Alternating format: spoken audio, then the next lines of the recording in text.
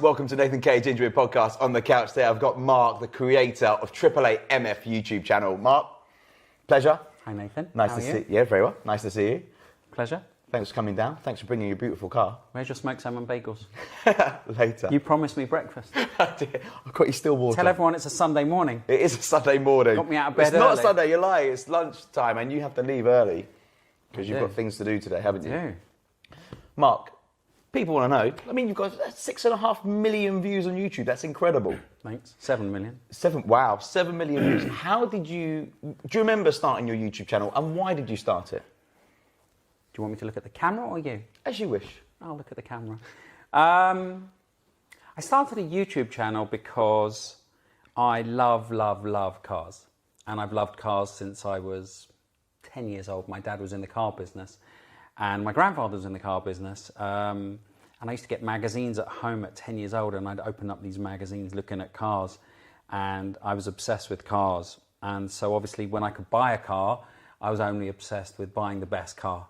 And it took me a while to be able to afford something nice. I had to build my way up, and obviously insurance is very expensive if you're young, because you're going to have accidents when you're young. Yeah. I had accidents when I was young, lots of them. Back in 2009, I had this Porsche 911 Speedster. It was a 1989 big wide body. I don't know if you know the one. Big wide bodied at the back, turbo body. And awful car to drive, but it looked insane. Yeah. It was beautiful. And it was quite a rare car. It had a very low roof, and but it was horrible to drive. And I was like, I can't drive this every day. I have to buy another car. So I went out and I bought a Honda NSX, 2003, Long Beach blue. I didn't realize that was going to be a massive issue because the paint is a triple layer paint and it's done in Japan. And it's done with lead, the paint. Oh, wow. And over here, you're not allowed lead. So if you have an accident, they can't use the same paint, and it's 3 layers of paint. And I had an accident in it. It wasn't my fault. My mum actually reversed into my car inside the house. Yeah. So, but I bought this NSX, and I had the Porsche, and I had the NSX. So I had one modern car and one old classic. And I really loved having 2 cars, going into the garage and being able to choose between the 2.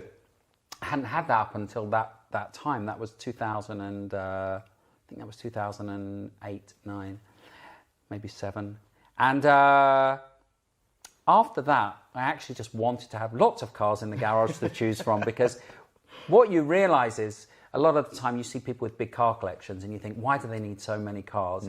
The reason they need so many cars, they don't need them. It's nice to have lots of cars, is because every car has a different characteristic. Yeah. And they're all different to drive. And it's really lovely to get into different cars and drive different cars. Mm-hmm. So when I could afford it, I bought another car, and then I bought another car, and then another car. And I bought these beautiful, beautiful Ferrari 360 Challenge Stradale in TDF Blue. It was one of 10 in the world. I had a 964 Speedster, which was one of 14 in the world, which I replaced with the older version because the new one had power steering. The 1989 Speedster had no power steering, so and it had a big steering wheel. You'd be driving around like this, like a bus, like you'd be driving a bus, like this. It was horrible. And everyone thought it looked so cool, but it was so bad to drive. So I replaced it with a 964 Speedster. And then McLaren came out, and I was dying to get a McLaren because they just looked so futuristic. So I bought a McLaren 12C. So at one point I had 6 cars in my garage. Is that the most you've had at one time? Yeah, it's just too many. It's so hard to look after 6 cars. MOTs, servicing, tax. Parking, storage. And you can't really leave a car unless you've got a good storage facility. You shouldn't really leave. Cars need to be driven. Yeah. You shouldn't really leave cars in storage. No, it's not great to leave them in storage, and they need to be driven. Things go wrong. I left the Ferrari in storage for 6 months, took it out, and the clutch broke. The clutch actuator broke on the motorway as I joined the motorway.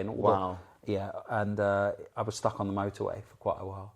So yeah, they need to be driven. So that was the most I had at any one time. And it was around that time I just thought, no one gets to see my cars. Yeah. I don't get to use my cars that much.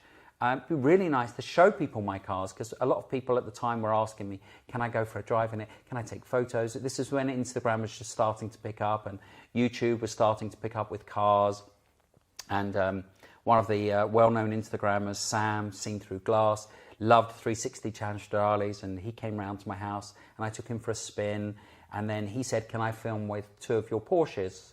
Because I have 2 rare GT3 RS 4 litres from 2011-12.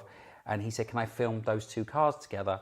And so I went along and I thought, well, why don't I do a YouTube video about him making the video? Good. It was a good idea in principle. It was an awful first attempt at a video. I actually deleted it.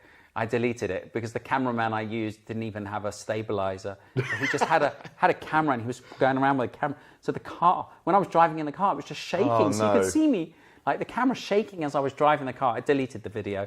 But Sam's got a nice video of my 2 cars on his channel. And then I was, you know, I'm one of these people that's a perfectionist, which is good and bad, you know. I noticed that from last week. When you're a perfectionist, you know, if you want to do something, you've got to do it right. So I set out to basically do a really good video with my cars, and I didn't realize that was going to take probably about a year to do.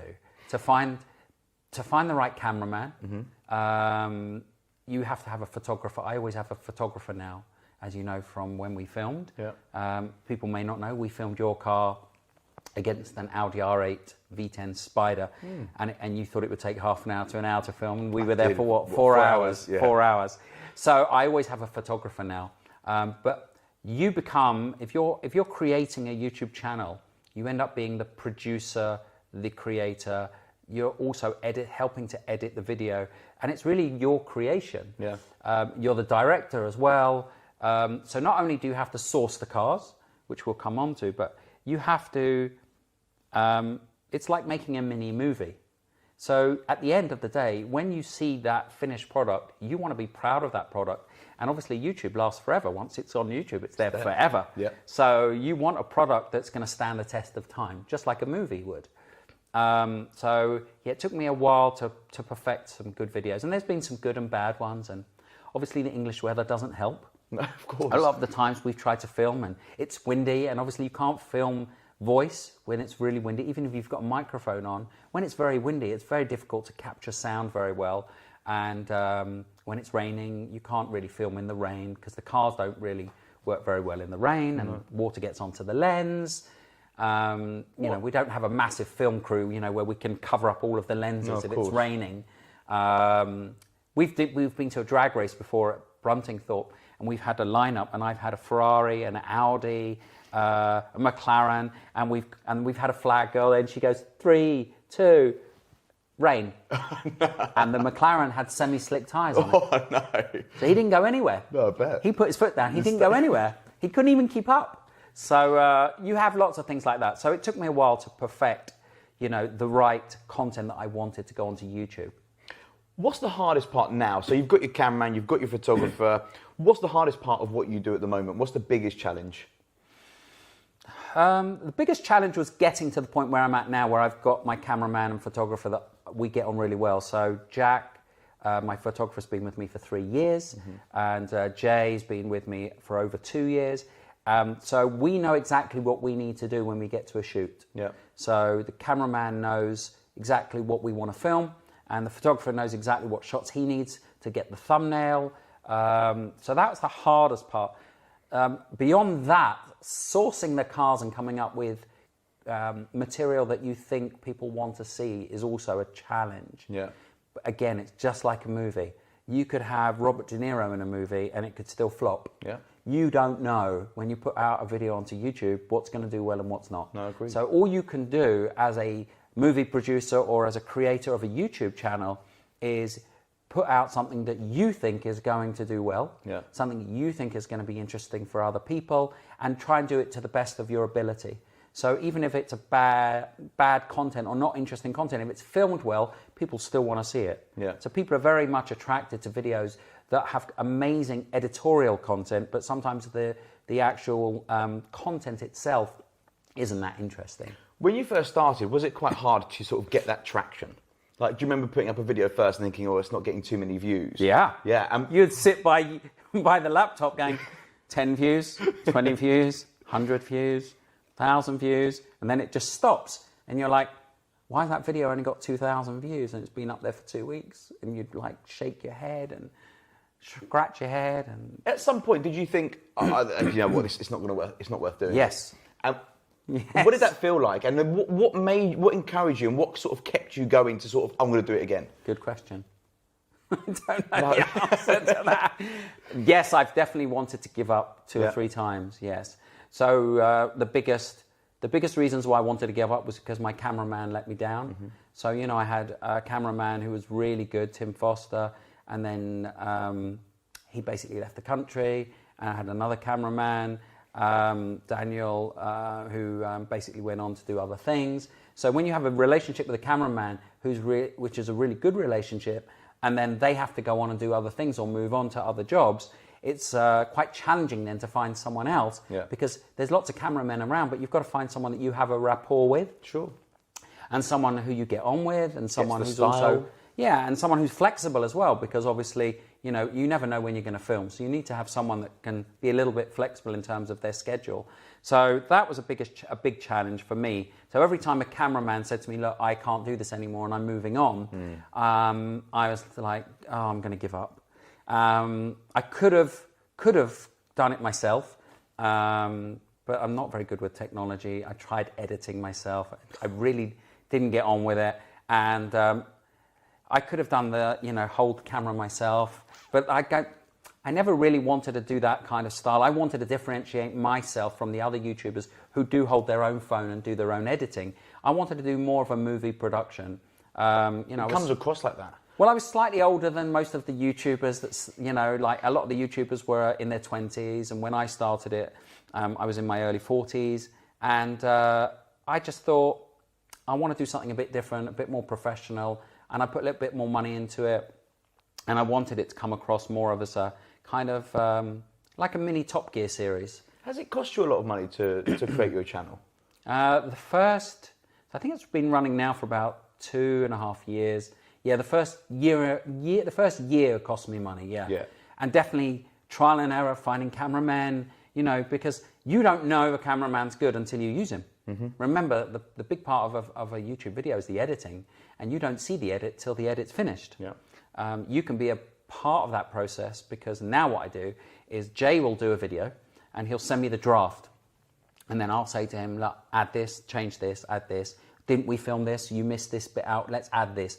But a lot of the time now, because we've been working together for so long, the draft is, I don't really need to change a lot. Pretty much on point. Yeah. But because when we're filming it, I'm telling him, let's put this bit here, let's put this bit here. But when you have a new cameraman, he sends you the draft. If it's rubbish, you've then got to make that big decision. Yeah. You know, do you get rid of him? Do you not use the video, the content, or do you try and work through that? Yeah. And some of the time I've hired a cameraman, paid him, hired a runway. So, you know, a runway can cost you anywhere up. It can cost you up to £1,000, maybe more.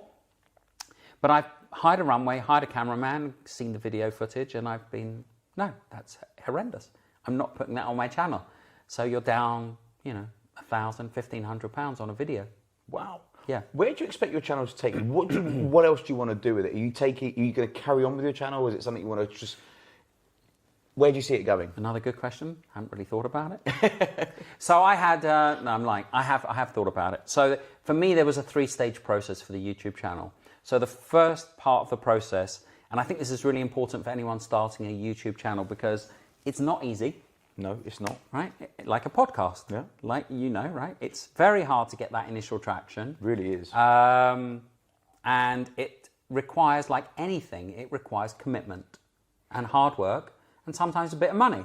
It does. Yeah, you do have to invest. If you're saying it's like a business, right? If you want to treat it like a business, you've got to invest money. So exactly. That would be my advice. It's a job. Yeah. It's like a full-time job running a YouTube channel. So my idea was to have 3 stages. The first stage was to build up the channel and to get views. Okay, to get awareness. That was my first target, which I did.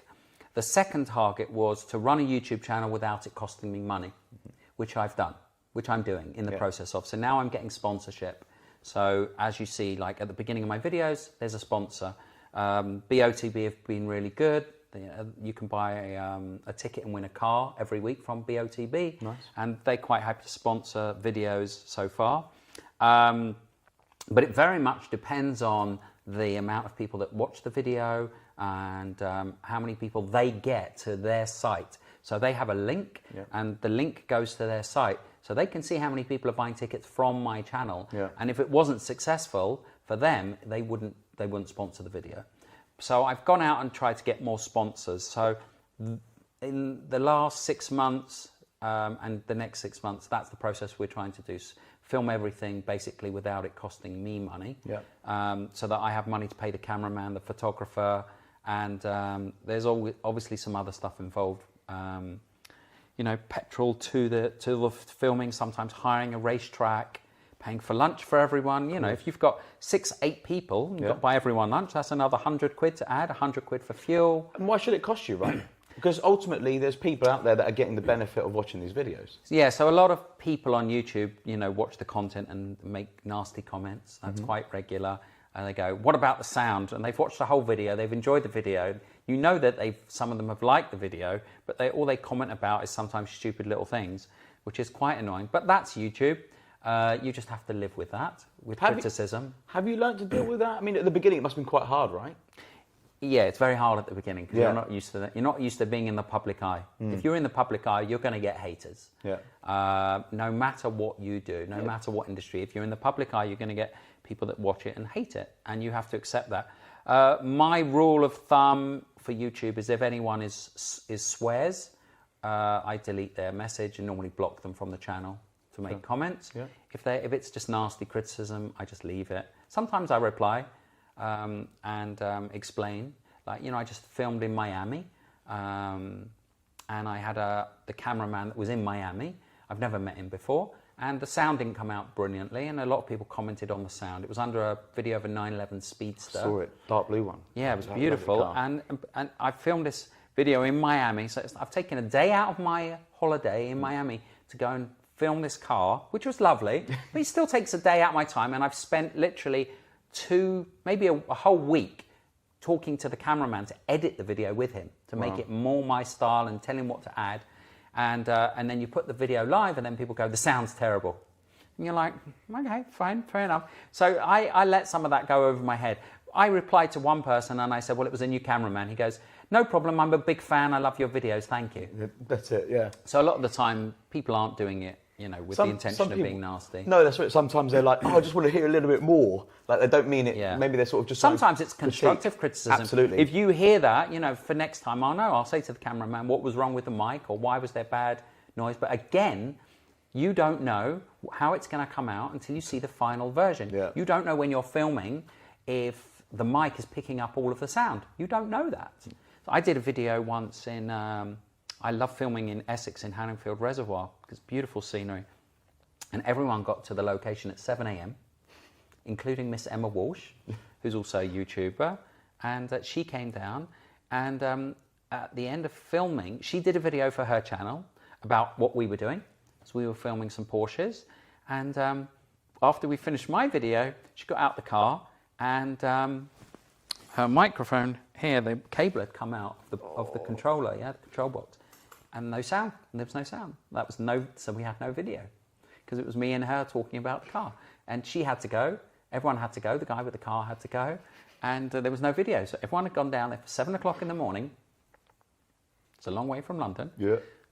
Everyone had got up early, and there was no video. So that happens. Happens. It's happened here as well. There you go. That's part and parcel of it, you right? could film a whole podcast, you realise there's no sound, and you've got no podcast. That's why I've got 2 mics. So you... Lucky enough, yours can get onto this and mine can get onto yours. Right. Well, we use 2 mics in a car, but my mic wouldn't pick up what Emma is saying in the car. It wouldn't pick it. It didn't pick it up. Do you get paranoid about that now? As in, like, do you double check? Yeah, like, of course we check. Like I said, you learn from your mistakes. It is like making a movie. Yeah. It really is. You've got to come up with the finances. You've got to come up with the actors and actresses. Yeah. You know, you've got to come up with the Props, cars, the content, the location, the photographer. It's quite a big job to do properly. Yours is really hard. because you've got all that to deal with. You've got the outside elements which you can't control. You've got other people which you can't dictate you must come here at a certain time, because if they decide on the day, I don't want to come, what happened? That's happened. What you do? Cars have not turned up. Oh, I was How filming an F12 and 812, and we had everything planned. So, you know, the location, we had the cameraman, the photographer, the guy with the F12, and the guy with the 812 messaged me the night before and said, I can't make it. I'll come pick up your car. You don't need to make it. I'll come and pick your car. That's actually happened once. Has it? Yeah, so there was a lovely guy, Zen Car Driver on Instagram, who has a lovely collection of cars. He's got a McLaren Senna, an Aston Martin. He's got two Lamborghinis. Beautiful collection of cars. Lovely, lovely guy. And we were filming his McLaren 600 LT, which he'd just purchased. And I was at my sister's house, and it was a Saturday night. And it was 6 o'clock, and I messaged him, and I said, don't forget, 8:30 tomorrow morning, Hanningfield Reservoir. And he wrote back, I'm sorry I can't make it. Oh. And my heart sunk, because I was doing a review of 3 cars, a Lamborghini Performante, a McLaren 600 LT, and a Ferrari 488 GTB. It's on my YouTube channel. It's a lovely video, and I drove all 3 back to back. And the first video was going to be his car, a review of the McLaren 600 LT, and then I had the other cars coming to compare the McLaren to the Lamborghini and the Ferrari. And the next line was, my father-in-law has broken his hip, and if you break your hip, you have to have an operation immediately. And he's in hospital, and but you can come and pick up the car. And I was like, and I said, where do you live? And I looked at it, I was like, well, that's far, okay. I think it was like an hour and 20 minutes from my sister's house. Anyway, so I jumped in. I had a Lamborghini Performante Spider at the time, and he had a blue Performante Spider at the time, so that was quite cute. Yeah. So, as in, he trusted me to drive his McLaren. So I drove in my Lambo to his house on a Saturday night, picked up his McLaren, and drove away from his beautiful house. And I looked down at the instruments, and I saw 55 miles on the car. He'd given me a brand new car that he hadn't even driven yet. Crazy. Yeah, that was crazy. So I drove into town. I was too scared to park the car in town. Yeah. I was going for dinner on Saturday night in town. I was too scared to park. This was like this beautiful Vega blue McLaren 600 LT, brand new. Oh my God. And I'm like, I can't park it in town. I'm too scared. Can you imagine? So I parked it like 2 miles away from where I was going, got a cab into town, and then I had to park it in my garage at night. My garage is quite tight. So I was praying it would get in the garage, and it did. And then we drove it all the way to location, drove it all day long, and then I drove it back to him, and yeah, what a lovely guy. And since then, I've driven his Lamborghini, 2 of his Lamborghini. I did a video with his Aventador SVJ, and he actually said to me, I'm going to this car event at McLaren Technology Centre, organised by Cars and Coffee. I want to take my McLaren Senna. You take my Lamborghini Aventador SVJ. This is a £400,000 car. Wow. He said, just pick it up from HR Own Service Centre. Just pick it up. So HR Own Service Centre know me because I had a Lamborghini, which helped. And so I phoned them and I went to pick up the car. I think it was a Saturday or Sunday morning. And I met my photographer there and my cameraman. We did a video of it. And I drove his car to his house and then drove to McLaren and then drove back. And it was quite an interesting day, yeah. What cars have you felt where you've picked it up and been really nervous about driving them? The Aventador SVJ. That one? That was the one. Yeah, it's very, very wide. You can't really see out of it. And in most Lamborghinis, you can't see out the back. So they look amazing. Yeah. But if you look from the back, you can't really see anything. So they have cameras. Yeah. But there's no real visibility. And the Aventador is quite a wide car. You would never be able to get through a 6'6". We know about 6'6". Yeah, so I came to meet Nathan today in my 911 GT3 RS, and there's 6'6" width restrictions all round Islington, and I was a little bit nervous. It's the protection. A little bit nervous. You couldn't get through a 6'6" and an Aventador. You wouldn't even try. I don't think I think it's wider than 6'6". That is insane. So that was probably the only car I've been nervous of driving. Yeah, I don't get really nervous driving. I'm fully insured to drive any car up to any value. Out of all the cars that you've done, all the reviews and all the videos that you've made, which video do you think stands out the most? Is there a video you think, I love that, that's a masterpiece of mine? Well, it's not a masterpiece of mine, but the cameraman and the editing. You know what I mean. Well, the most successful video so far has been a drag race that we filmed at Bruntingthorpe. It was a Christmas special 2 years ago, or a year and a half ago. And it was a year ago, last Christmas, not this last one, the year before. And we had 1.2 million views on that. Wow. Yeah.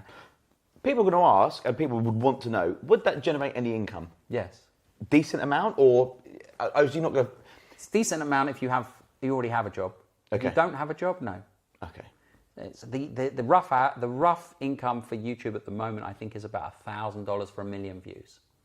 Not a lot. It's not a lot. Not a lot. No, but the money that you get from putting a YouTube video together is the sponsorship. Yes. So that's where the money comes from. Brand deals, which I don't have any. If anyone's looking or listening, it's really the sponsorship. So like I said, I get sponsors now for videos. So the sponsorship can normally cover the cost of a video, and then you get the advertising revenue on top. But for me, it's never been about trying to make money from. I always knew that it would take time to make money on YouTube. Yeah. So as I said, the first year was just to try and get good content and awareness. Second year was for it not to cost me money. And the third year, I want to try and make some money out of YouTube. But you never started out for it just to make money, right? It wasn't about that. That's not the reason why you started it. If you watch any successful people being interviewed, doing like what you're doing now, interviewing people to find out how they started, what drives them, you'll see that anyone successful in life never started anything for money. Yeah. Because if you don't do something for money, if you do something because you love it, it never feels like work. Right? It never feels like work if you do something you love. And for me, YouTube just feels like fun. And it is hard work. Yeah, it is. It really is hard work, but it doesn't feel like work because I'm enjoying the creative process of putting together the content. Yeah. And I love then seeing that content go out to the public, and then I obviously get some kind of what's the word? Not joy. What's the word when you've done something and you get positive feedback? I can't think of the word. I like affirmation. Okay. That you've done something well. It's like when you win an Oscar for a movie. You know, you don't care about winning. You don't do the movie to win an Oscar. You go out, you film. Recognition. Recognition is the word I was looking for. Yeah, thanks for helping. When you do a movie as an actor, you do your best on the movie. You don't choose the movie because you think it's going to win you an Oscar, and you just do your best. When you win the Oscar, you do it. When you win the Oscar, you're like, great. People have recognized my good work, and it's the same with, to a much lower degree, with a YouTube video. You put out a content that you think people are going to like. You do your best.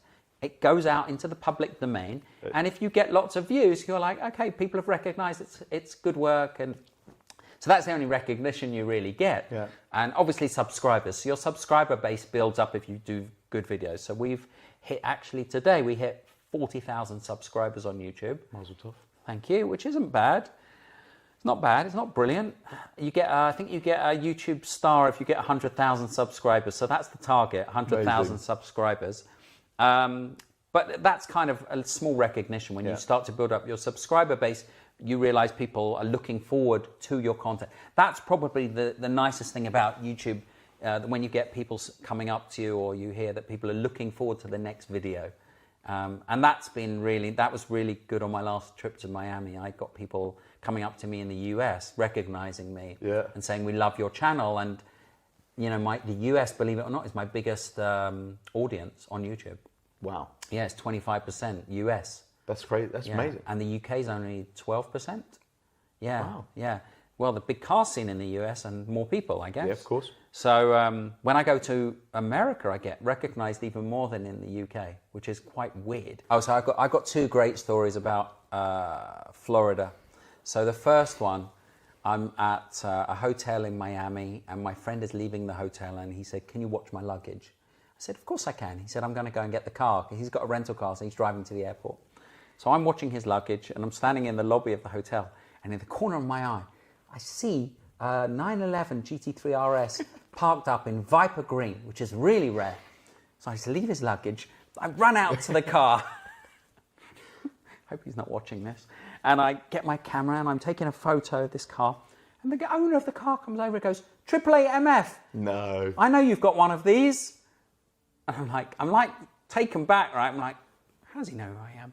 So that was the first time that happened in the States, and that was really weird. Nice feeling though, no? It was. It's a little bit weird when people recognise you in the street and you don't know who they are, and they come up to you and they just start talking to you. A lot Like of they people know just you. start, a lot of people start talking to you as if they just know you. Yeah. I guess that's the same with actors and actresses, right? I've done that myself. I saw the guy from Billions. What's his name? Ginger. Yeah. I love him. He's great. Ginger. Lives in Tufnell Park. Yeah, what's his name? Can't remember. I saw him where I live. Axel. Bobby Axel. Bobby Axelrod. I saw him where I live, and I just went up to him and said, "Photo! Can I have a photo? Can I have a selfie?" I did start talking to him after that, and he closed his eyes for the selfie. He went like that. So I've got a photo with him with his eyes closed.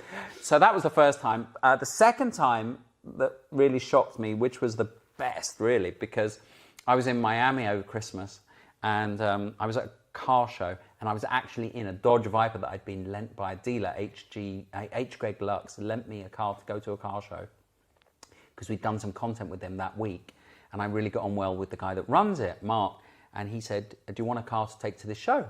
I said, "Yeah." He goes, "What car do you want?" I said, "You've got a green Dodge Viper in your garage." I've always wanted to drive a Dodge Viper. It's a V10 8-litre truck engine in a car. Oh my God, wow. It's interesting. And so I'm at this show, I'm in the Dodge Viper, I'm walking around taking photos, and I see this 911 Speedster, the brand new one, 2020 model. It's called the 991.2 Speedster. And taking a photo, and the guy who owns the car comes over to me. "Hey, you 888MF. I recognised you. I love your videos." Is that a good American accent? It's not bad. And I said, "Thank you." I said, "Do you want your Speedster to be on my channel?" He said, "Sure." I said, "Are you free tomorrow?" He goes, "Sure." Because I was flying to New York on the Monday and this was a Saturday. Oh, God. I said, "Are you free on the Sunday?" He said, "Yeah." And I ended up driving to his house in Miami. And the loveliest guy, his name's Ernie. His Instagram was the GT Dreamer or GT Dreamer. He's got a YouTube channel as well that he's trying to start. And he has a beautiful collection of cars. And he said, "I've got a cameraman. You don't need your own cameraman." I said, "Great." So I just turned up at his house, met him, saw his car collection, and I drove his 911 Speedster round Miami. Hello. Lovely. Living the dream. GT Dreamer. So that just went live on YouTube a few days ago. I love the drone. I love the effects on that as well. Yeah, so we went to this place in Miami called the Gables, which is a private development with houses worth, $20 million. Incredible. And we just drove along there and we had the drone going over there and incredible. Actually, we didn't do the drone work on the day. I said, because he lives there. So I said to the cameraman, so this is where the experience of having a YouTube for 2 years comes in. I told the cameraman exactly what we needed. So I said, "Look, we haven't got drone, you've got a drone. Come back and do the drone another day, get some drone shots with the trees and come back and do some more B-roll shots." B-roll means beauty shots, right? B-roll means basically when you're filming from another car. So basic action shots of the car. So normally it's someone hanging out the back of the car, or if you've got a lot of money on a rig, like on the back of a truck, and they've got a big camera, and the car is driving along, and you're getting those action shots of the car driving. So there's static B-roll, which is when the car is stationary, you're going around the car with the camera, and then there's B-roll, which is when you're taking an action shot. So that's where all the great shots really come from. Yeah. And that's also a technique, learning how to drive the car for the B-roll shots. Yeah, of course. That must be really difficult. Well, you learned how to do that last Sunday. It's really hard, actually. It's not easy, especially for the first time. I'm just like, what am I doing? Just driving around. Well, the thing is, now when I'm doing the B-roll shots, and I'm driving the car, I know in my head what looks good on camera. Yeah. So I know that one of the best shots is when you go from a distance all the way up to the cameraman, and literally within half a metre of the cameraman leaning out the back of the car. Yeah. And, it looks a bit dangerous, but the shot you get is incredible. So if you look at, I did a Ferrari 812 Superfast review, and the beginning of that video is the car coming from a distance up to the camera, and it just looks insane. So you get to learn what shots to do when you're doing all of those action shots. So it takes time. Going away from cars, you love food, right? Tell me about your love for food. I love cooking. You love cooking? I love cooking. When did that start? 15. Wow, early. Maybe earlier. 12, I made egg mayonnaise at school. Egg mayonnaise. Egg mayonnaise. boil an egg, have to get it not hard, cut it down the middle, put mayonnaise on top, bit of paprika. Yeah. That's egg mayonnaise at school. Because you've got an Instagram for food as well, haven't you? Yes, so I wanted to go to catering college when I was 15 to learn how to cook. And my mum said, no way.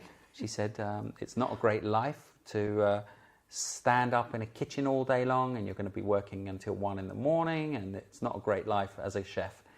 So I don't know why I listened to her, but I did listen to my mum. Never normally listen to my mum, but at that age I did.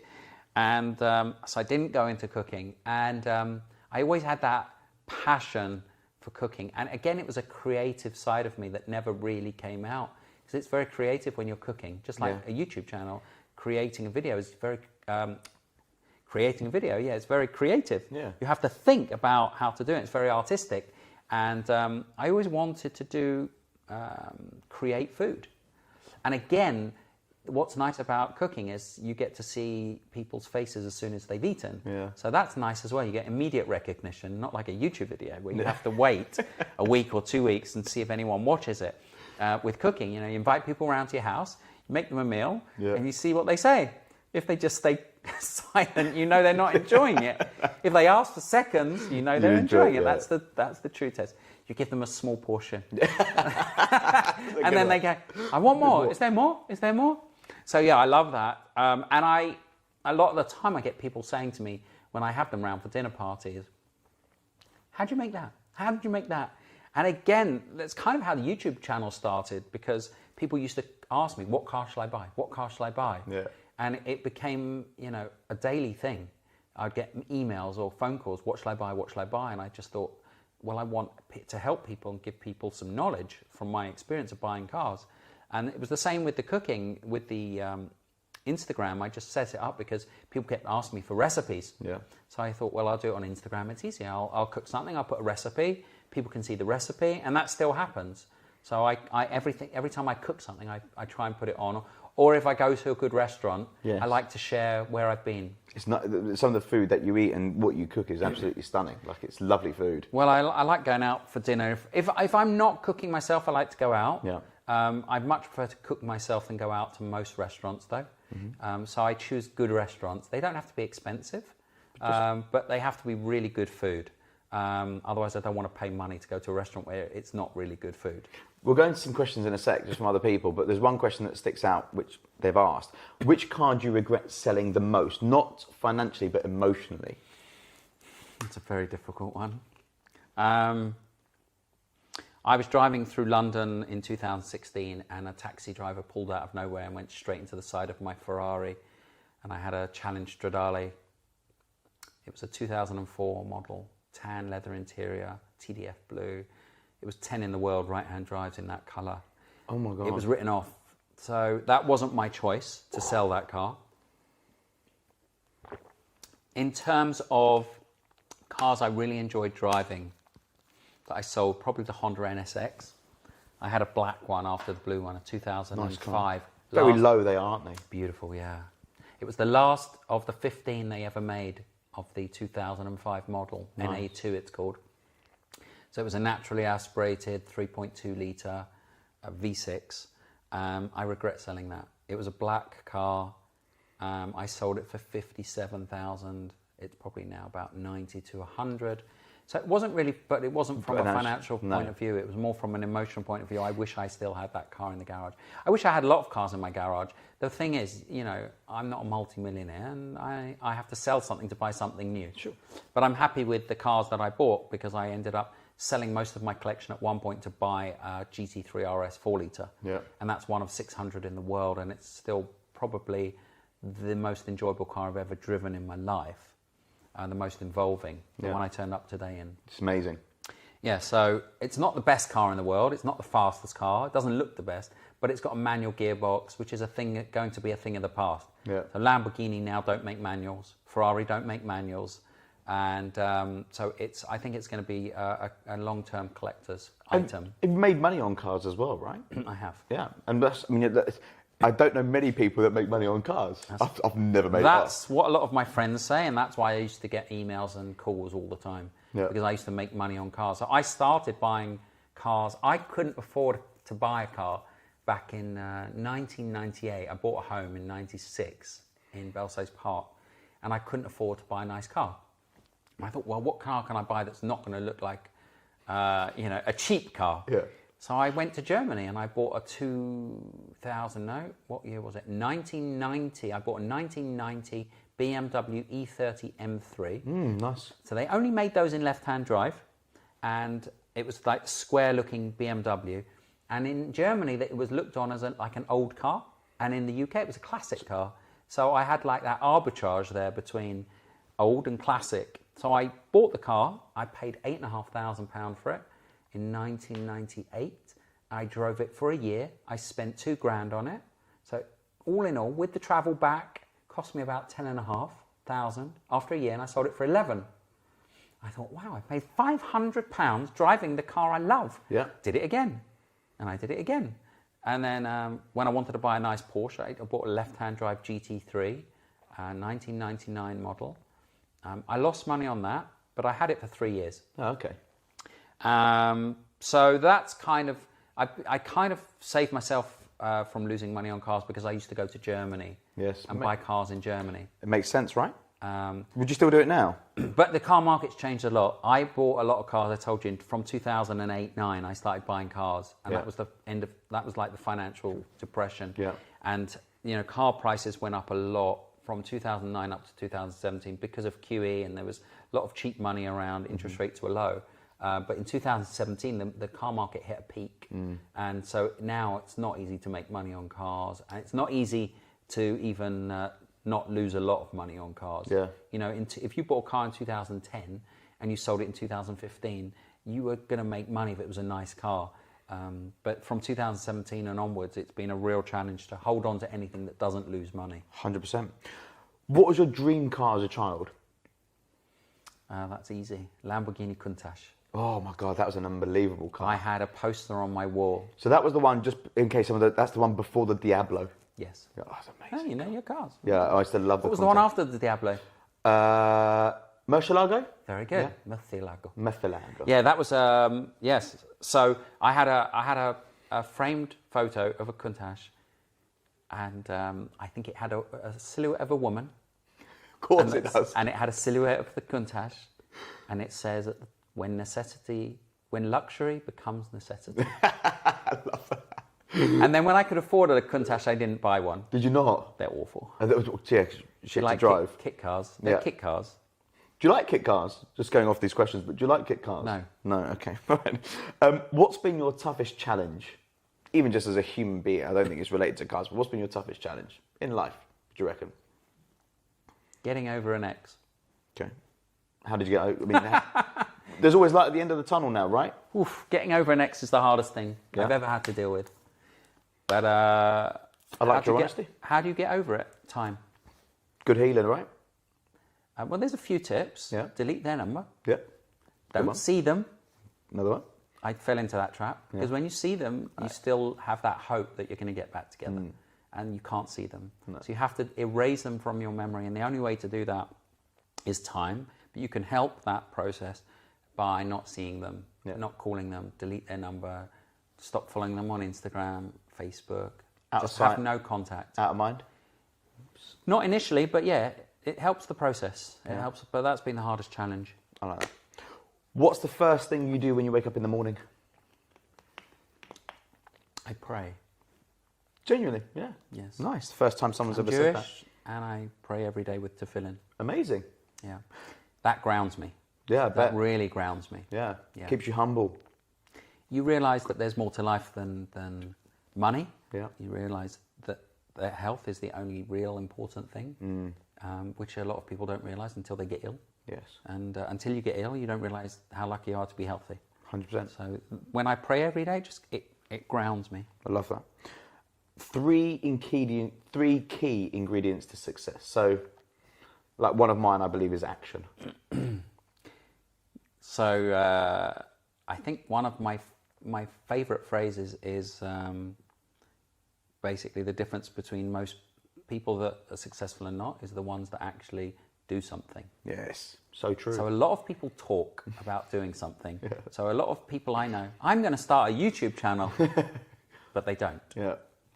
I'm going to start my own business, but I don't. So I think that I agree with you. Action. Yeah. Being proactive, doing something, not being scared to fail. Everyone fails. The second one is doing something you love. Yeah. If you do something you love, you don't mind doing 18 hours a day.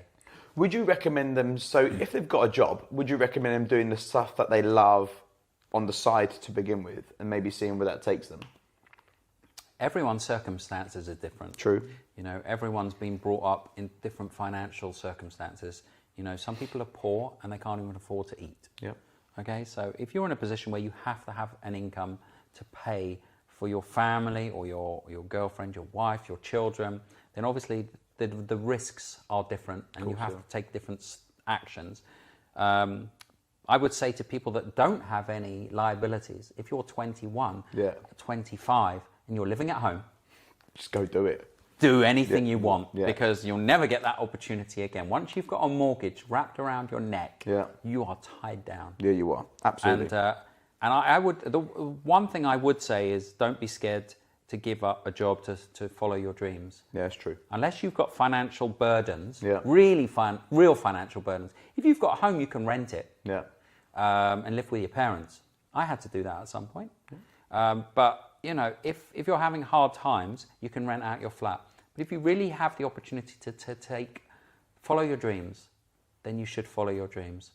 But I would say that you have to do something that you enjoy, because if you enjoy it, you'll work really hard to do it. I like that. And you have to have talent. You have to have talent. Yeah, you do. Yeah. Some people start up a YouTube channel, you watch them, and you're like, they're boring. But you can learn, right? That's a whole different topic. You know, can you learn to be the #1 tennis player in the world? Probably not. You can't. No. You've got to have something about you. You could learn to be the 100th best tennis player in the world. Yeah. Yes, for sure. But I don't think you can learn to be the #1. You have to have talent. Yeah.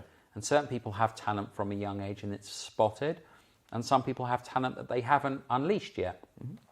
You have to have a certain amount of talent to do anything, I believe. But you can have 5% talent and 95% hard work and graft. Or you can have 50% talent and hard work for 50%. Nigel Mansell is a great case for that. Nigel Mansell was not the best Formula One driver in the world. He couldn't get sponsorship. He remortgaged his house. Wow. Okay, to become an F1 driver. And look where he got. He was a grafter. When you saw him going through the F1 lane, he would graft his way through. And he wasn't as talented as Ayrton Senna. Ayrton Senna had natural talent. Yeah. But Nigel Mansell worked hard for it, risked everything he had, and he became he won the world championship, and then drove for Ferrari. So you have to have a bit of talent. True. All right. So some quick fire questions before we wrap up. Ready? I'm ready. Ferrari or Lamborghini? Both. Starters, you mean to pick one? I can't pick one. Oh, BMW or Mercedes? Mercedes. Burger. Black Series. Mercedes Black Series. Okay. Burger or pizza? Burger. Favorite has to be really good meat. Okay, but you'd have a burger, yeah? Burger. Favorite takeaway? Chinese. Favorite car brand? This is going to be controversial, but McLaren. Ooh, okay. Because they're new and they've just done something that no one else has done, and they've come so far in such a short period of time. 100%. I like that a lot. Yeah, they have. But there are pitfalls with that. But Yes. McLaren. Yeah. Texting or talking? Voice messages. That's compromise. Let's go with... I use voice messages a lot because it's more personal than texting. Yeah, agreed. I mean, and you don't know how people are going to read the text, right? Where if they hear your voice, say like, oh. Okay. I think texting can be really misread. Yeah, absolutely. Always use a voice message because people can hear your voice and your intonation in your voice and the tone. Yeah, and if you're uncomfortable, just keep practicing. You'll get better at it. Or I love FaceTime. You just have to make sure the person on the other end isn't naked. Well, they don't have to answer, right? My mum FaceTimes me all the time. I'm like, Mum, I'm at a friend's house, because I don't want to not answer my mum. Oh. So I always answer, and she goes, what are you doing? I'm at a friend's house. I'm in Miami. Oh, okay. Nice. All right. Would you rather be able to speak every language in the world or talk to animals? That's a serious question. Well, you got to pick one of them. It wasn't your question, was it? No. I love being able to speak different languages. I can speak basic French, I can speak basic Hebrew, and I'm really ashamed that I can't speak either fluently, so speaking languages. Just nice. Say a word in Spanish. Gracias. Gracias. What does a person need to be happy? They need more than one thing. The most important thing is health. Yeah. And I think good friends. Good friends can get you through terrible times. I like that. The last song you had on repeat. I can't admit that. It's got to come out now. No, It's a Nathan Cage European podcast exclusive. What is it?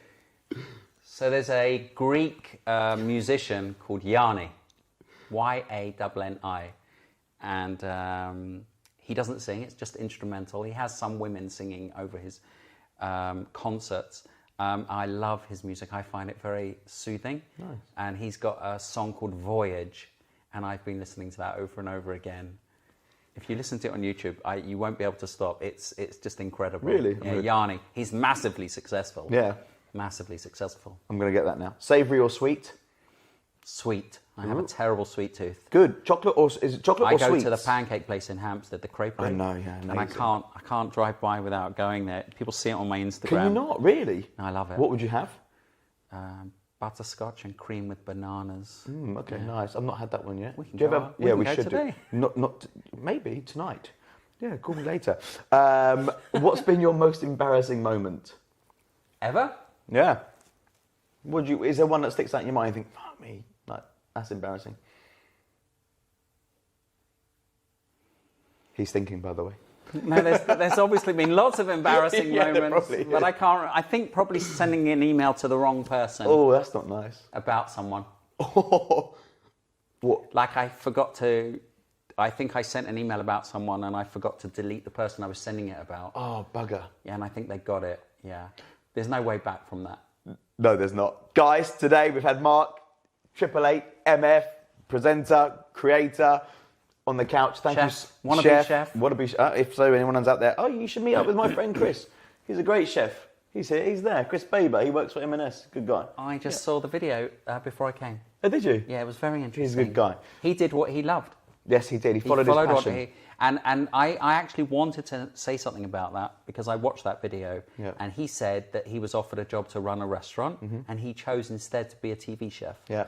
And I, at the beginning, was told by lots of people to do YouTube, to use clickbait, okay, and to just use a camera and film with my own camera, with my own iPhone and use clickbait. And I decided against that. I followed my heart, my gut instinct, which was to do like mini movies and always to keep it real and not use clickbait. Clickbait is when you put a title that doesn't really represent what you're filming. I crashed my car. Yeah. I nearly crashed my car. I don't use that. It takes longer to build up a channel, but I think the longevity is there. Yeah, do it organically, like properly. Yes, agreed. Guys, thanks for watching. Thanks for listening. All of Mark's details will be below for his channel, for his food, Instagram, everything. Thanks for you watching, so much. everyone. Thank you. Take care.